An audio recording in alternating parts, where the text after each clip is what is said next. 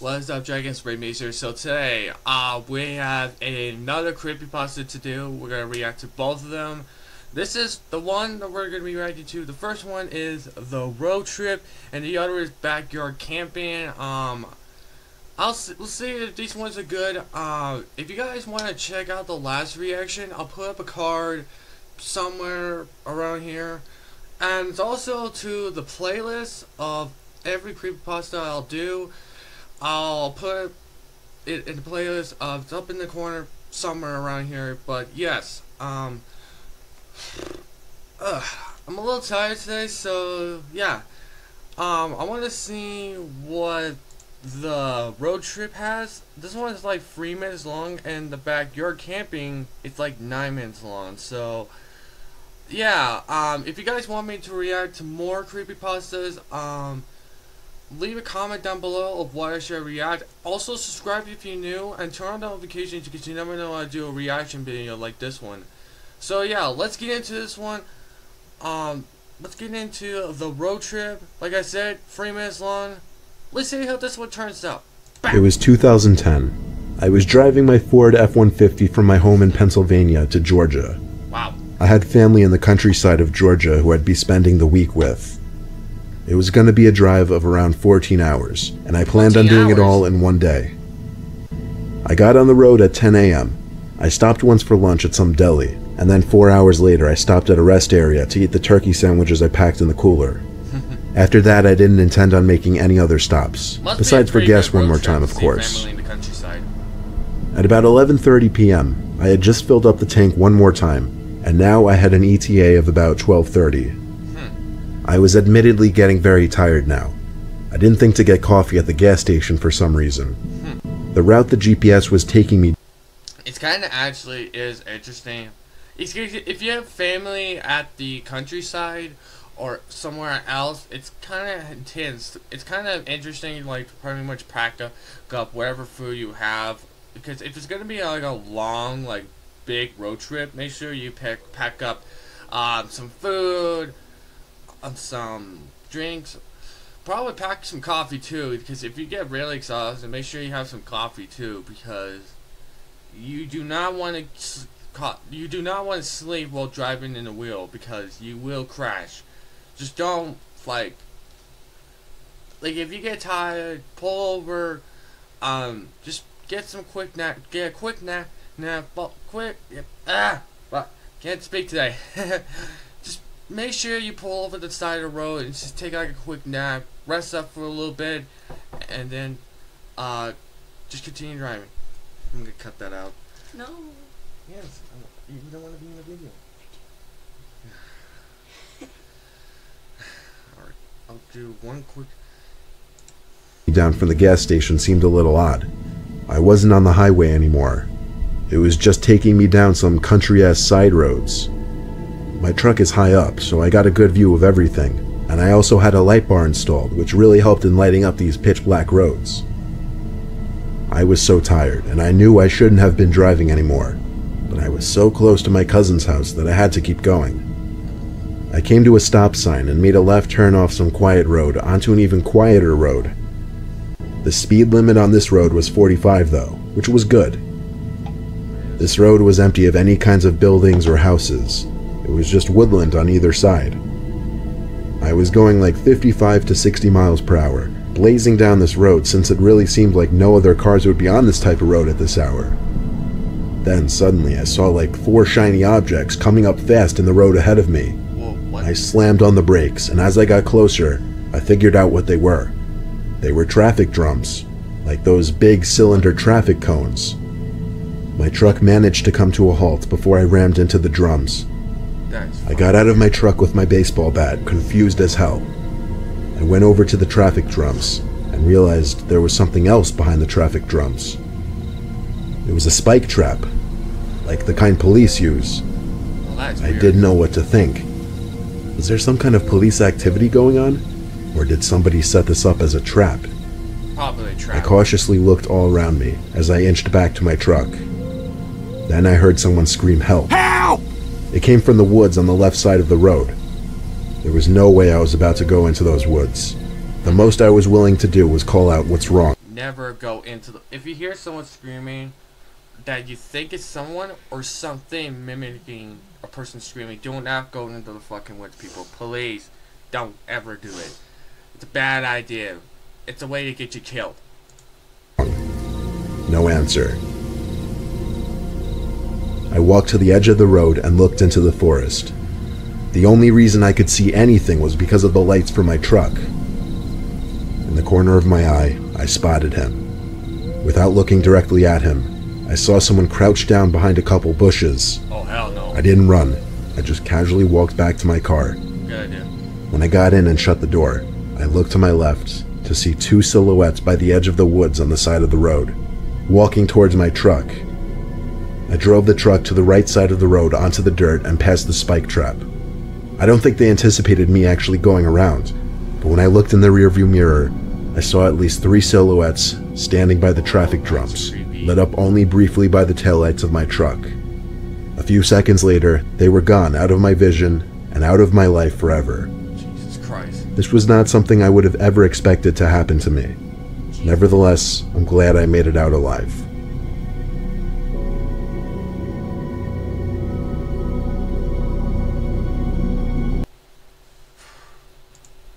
Well, that was interesting. That was a good one. That's just creepy. Just don't ever go... If you got a plan to go on a road trip alone, make sure you have someone else, because that was... Oof. That was a good... I can't speak today, so... Next one we're going to do is the backyard camping. We'll see how this one goes. Young, my dad would set up a tent in the backyard. I have fond memories of afternoons spent playing in our super-secret clubhouse. To enter, visitors have to either recite the password or pay a reasonable entrance fee. 1 cookie per club member. The tent was ours and ours alone, and we could leave it in as big a mess as we had wanted. I remember this one from my childhood. It was a long time ago, but Dad used to set up the tent in the backyard too, and there are actually a number of times where I actually slept in the tent, and it was actually pretty good. We kind of don't do that anymore because now that I pretty much gotten older, we don't do that stuff anymore. Without getting scolded. Comics, toys, blankets, and even clothes were scattered about on the floor, but neither of us minded the chaos. On rare occasions, Dad would let us spend the night alone in the tent. Those nights were particularly special to us, as they were the only times we got to do anything outdoorsy. We lived in the city, and the closest thing we got to nature was a small forest separating our yard from the neighbor's house. The trees were so thin and far apart from one another that we could clearly see through the other side. It barely qualified as a forest to begin with, but despite this, I learned one night that something could hide in it. Just out of sight. That night was the last night I ever spent in the tent. Something bad must happen. It happened when I was about 9 years old. I woke one morning to the sound of my dad shutting the attic door. The noise could only mean one of two things. Either he was feeling nostalgic and wanted to look at our family albums, or it was the time for the tent to come up. I ran into the hall, only to see him hauling the lumpy bag that contained our childhood fort. My dad smiled as I squealed and bounced with excitement. While my sister and I ate breakfast, he slaved away in the backyard, pitching the old, patchy tent onto the freshly cut grass. From time to time, we'd hear him curse, but whenever we looked out the window, he would just smile and wave. He wanted to make us happy, so he hid his frustrations as best he could. In hindsight, he probably would have spared himself a lot of grief if he had taken the time to find the assembly instructions. But he always managed to figure it out on his own. Eventually. Setting up a tent is kind of tricky. My sister and I both knew we were in for a special treat when my father momentarily disappeared into the garage, only to return with an extension cord and a small TV that used to belong on our kitchen counter. It had broken a few months back, but evidently Dad had found a way to repair it. He ran the extension cord from the socket near the sliding glass patio door, all the way to the tent, where he then plugged the TV in. Upon his return, he declared that my sister and I were going to have a special movie night, as a reward for our excellent report cards. Suffice it to say, we were elated. That night, Dad brought us popcorn, candy, and a thermos full of hot chocolate. He kissed us goodnight and left us to our marathon of Disney VHS tapes. We fell asleep to the sound of crickets chirping outside and anthropomorphic animals singing on screen. It must have been near midnight when I woke up, my bladder almost exploding from all the hot cocoa I had drank earlier. It was eerily quiet outside. If not for the sound of the static coming from the TV, I would have thought someone had swallowed up all the ambient noise. Oh boy. Just as I started to unzip my sleeping bag, the motion-censored porch light suddenly came to life, casting both bright rays and an odd shadow on the wall of the tent. "Dad?" I asked weakly, rubbing the sleep from my eyes. That is not him. I heard an unnatural shriek in response, not unlike the call of an eagle, though the sound was lower and more drawn out. Oh no. I examined the shadow. Its proportions were stretched and exaggerated, as though someone had made a semblance of a human out of pipe cleaners. What the hell? As the distorted shape drew near, I fearfully reached a hand towards my sister, shaking her sleeping bag. She was tucked in all the way with only her dark matted hair sticking out from the top. She had always been a heavy sleeper, so when she failed to awaken, I wasn't entirely surprised. Thumping sounds resonated on the porch as the figure moved. It began to circle around the tent. As terrifying as its shadow was, it was more terrifying to lose it from view every time it reached the back of the tent. Oh, trust me, it is. Little by little, the stalker walked circles around the tent, drawing ever nearer with each rotation until it was within arm's reach. Its fingertips, or what I assume were fingertips, crept along the fabric, producing a noise like paper being torn. Fortunately, it didn't seem capable of piercing the protective mesh. Suddenly, the TV turned violently towards the tent's entrance. Whatever it was pulling on the extension cord. The zipper began to unravel as the power cord lifted against it. I dove towards the TV as swiftly as I could and unplugged it. There was so much tension on the cord that my actions caused the form to fall back with an angered shriek. This time, I heard my sister stirring in her bed. You pissed it off. I had barely had time to process what happened when I saw something slide into the tent from the small opening it had just made. Its texture was unlike anything I had ever seen, or have ever seen since. Oh, ho, ho. I'd say it was similar to a lizard's scales, only more porous. With a frightened yelp, I smashed the TV against the finger, causing it to retract. Quickly, I pulled the zipper back down to the ground, only to feel the creature pulling it in the opposite direction. Whatever it was, it wanted to get in, but I wasn't going to let it happen. Oh, no. I may have been just a child, but I was stronger than I looked. In the midst of a temper tantrum, my father had once locked me in my room. Despite the fact that a grown man was holding the door shut, I still managed to crack it open a few times by sheer force of will. Oh. Now, You are I was one doing the pissed off kid. same, but with a flimsy zipper instead. A snap resounded in the backyard, and once again, the creature fell and bellowed.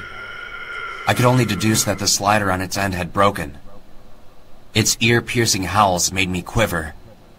I felt paralyzed, but I kept my hands firmly in place. My sister, on the other hand, merely turned over in her sleeping bag.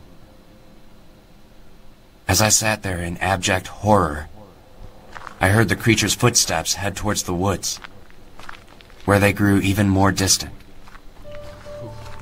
Even when the motion sensor lights finally turned off 10 minutes later, I remained vigilant, never letting go of the zipper inside the tent. I imagined myself as a brave centurion, dutifully protecting its post, until I eventually passed out from exhaustion. Well, you did a good job. Come morning, I could still see my sister's form snoozing lazily in her sleeping bag. I flew out of the tent, zipping it back up behind me. I felt like she'd be safe in the light of day, and I'd be able to go get my dad. However, as I reached the patio door, I saw my sister sitting at the kitchen table, happily swinging her legs while she scooped up her favorite chocolate-flavored cereal. The sound of the zipper slowly opening behind me brought me a wave of numbing fear to my chest. My head turned slowly towards the tent, just in time to catch a glimpse of something running into the woods away from my house. Something with black, matted hair and strange proportions. It was gone in a flash, but from what little I could see of it, I could tell it was smaller than what had been outside my tent earlier. My sister had woken up long before me that night. The click of the VHS tape coming to an end had woken her up, and she had gone inside to sleep, where it was warmer.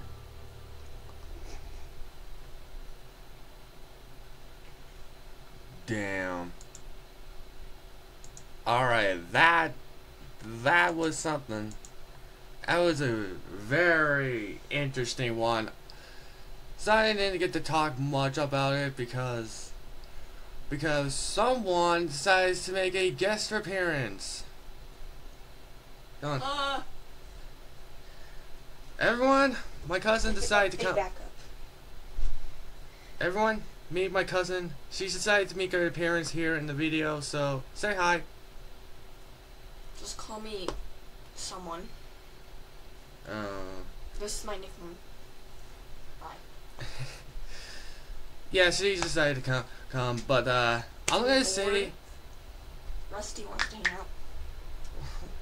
Hang on. Later. Hang on. Okay. Jesus Christ. Alright. Alright, I'm gonna say these ones are good. Like I said, check out the playlist of all the other Creepypasta reactions I reacted to. Make sure to check out the last one, but yeah, I'm gonna do some editing on this one, so yeah. I hope you guys enjoyed this video. Leave a like if you do. Go subscribe to me. Let's get to 500 subscribers. If you guys want more content, check out the voice channels, Mountain Rhino, Impressive Views, and Spartan Living. All 3 channels are in the link in the description. And I'm Ray Mason. Sign out. Peace, Dragons.